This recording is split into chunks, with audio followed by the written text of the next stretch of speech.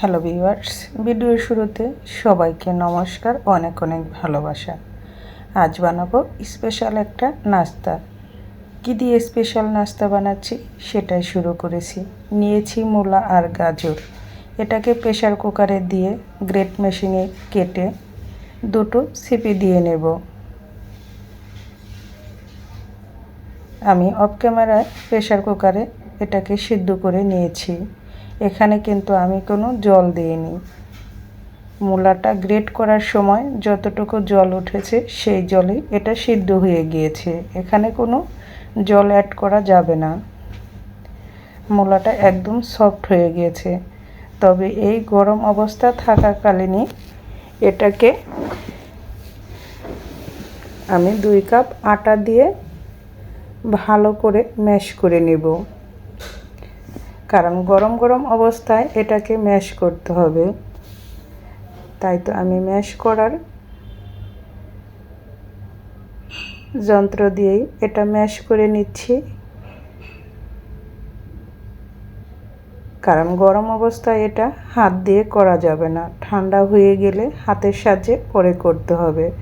তাই তো গরম অবস্থায় আমি এই আটা দিয়ে এটা করে নিচ্ছি। এই নাস্তাটা আটা ময়দা দুটো দিয়েই করা যাবে, তবে আমার ঘরে আটা ছিল তাই আমি আটা দিয়েই করতেছি। তোমরা চাইলে এটা ময়দা দিয়েও করতে পারো। এখন এটা কিছুটা ঠান্ডা হয়ে এসেছে। কিছুটা ঠান্ডা হয়ে আসলে আমি হাতের সাহায্যে এটাকে ভালো করে ম্যাশ করে নেব।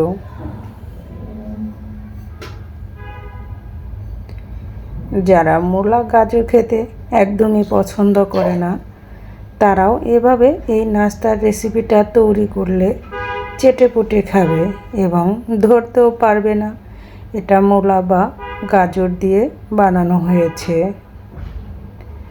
এখন আমি পিঁড়িতে একটু তেল দিয়ে এটাকে ভালো করে হাতের সাহায্যে এভাবে সুন্দর একটা ডো তৈরি করে নিতে হবে। ডোটা হবে রুটি বানানোর মতো। আমার ডোটা তৈরি হয়ে গিয়েছে, আমি এখন পিস পিস করে নিচ্ছি।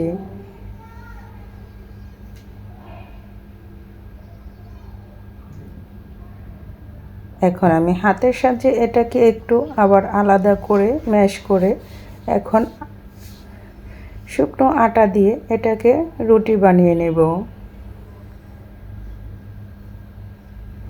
এই নাস্তার রেসিপিটা এতটাই মজাদার, না খেলে একবার বুঝতেই পারবে না।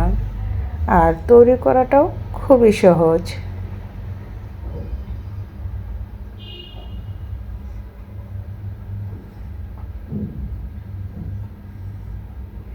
আমার বাসার কেউ ধরতেই পারেনি এটা আমি মূলা আর গাজর দিয়ে তৈরি করেছি।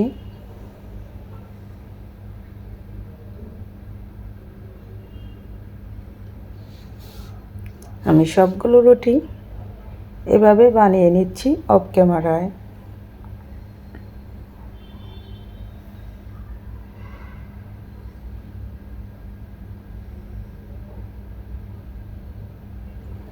এটা সকালের নাস্তা, বাচ্চাদের স্কুলের টিফিন হিসাবেও দেওয়া যাবে।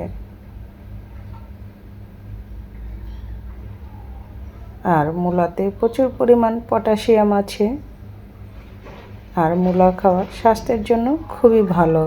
বিশেষ করে যাদের হাই প্রেশার তাদের জন্য মূলা খুবই কার্যকরী। এখন আমি চলে এসেছি চুলার কাছে। চুলায় প্যানটা বসিয়ে আমি এখন রুটিগুলো ভেজে নেব। আর এই রুটির সাথে আমি কি দেব সেটাই তোমরা দেখতে থাকো। আমি আগে অফ ক্যামেরায় ডিম, পেঁয়াজ, কাঁচামরিচ দিয়ে ভালো করে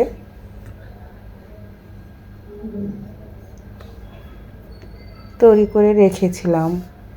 ডিমটা উপরে দিয়ে পরে আমি যে হালকা একটু তেল দিয়ে উল্টিয়ে পাল্টিয়ে ভেজে নিচ্ছি।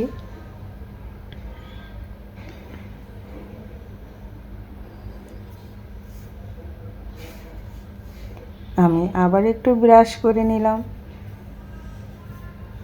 আমি এখন আবার দিয়ে দিচ্ছি আগে ডিমটা আগে দিয়ে পরে আমি রুটিটা দিয়ে দিব।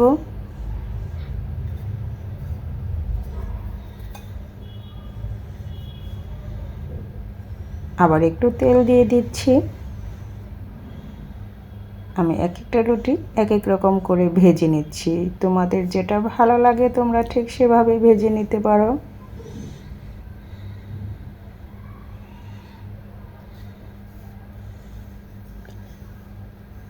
এবং অল্প একটু তেলেই সুন্দর তৈরি হয়ে যাচ্ছে মজাদার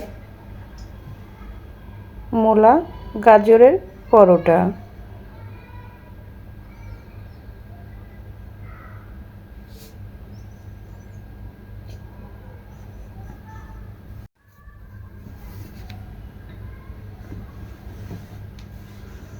আমি এখন দুই পাশেই ডিম দিয়ে দিচ্ছি।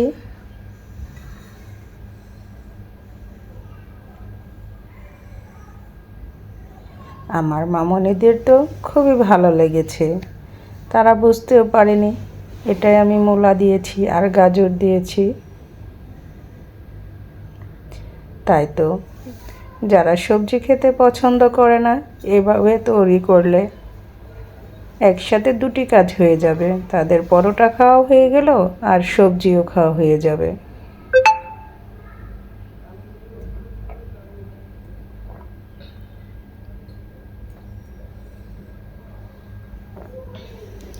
যদি আমার নাস্তার রেসিপিটা তোমাদের ভালো লেগে থাকে তাহলে লাইক দিয়ে ভিডিওটা কন্টিনিউ করবে।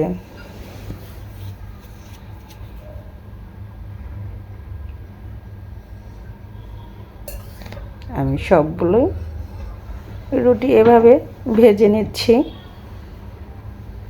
দেখতেই পেলে বন্ধুরা কত সহজে তৈরি হয়ে যাচ্ছে মজাদার পরোটা। কেমন হলো আমার আজকের নাস্তার রেসিপিটা অবশ্যই কমেন্টস করে জানাবে। আর কে কে এভাবে মূলা গাজর দিয়ে পরোটা খেতে পছন্দ করো সেটাও কমেন্টস করে জানাও।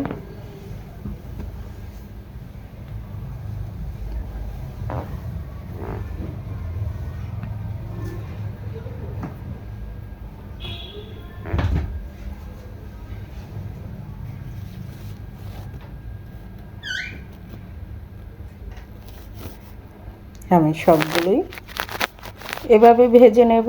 আবার কিছুটা আমি রুটি আকারে ভেজে নেব। আমি বাকিগুলো এভাবে রুটির মতো ভেজে নিচ্ছি।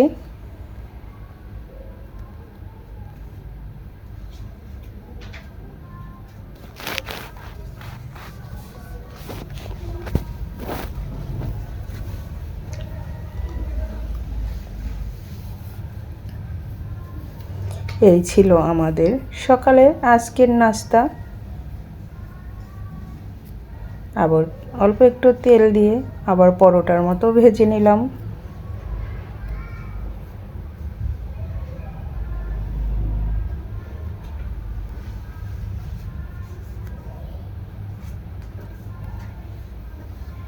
যদি তোমাদের ভালো লাগে একবার হলেও ট্রাই করে দেখো।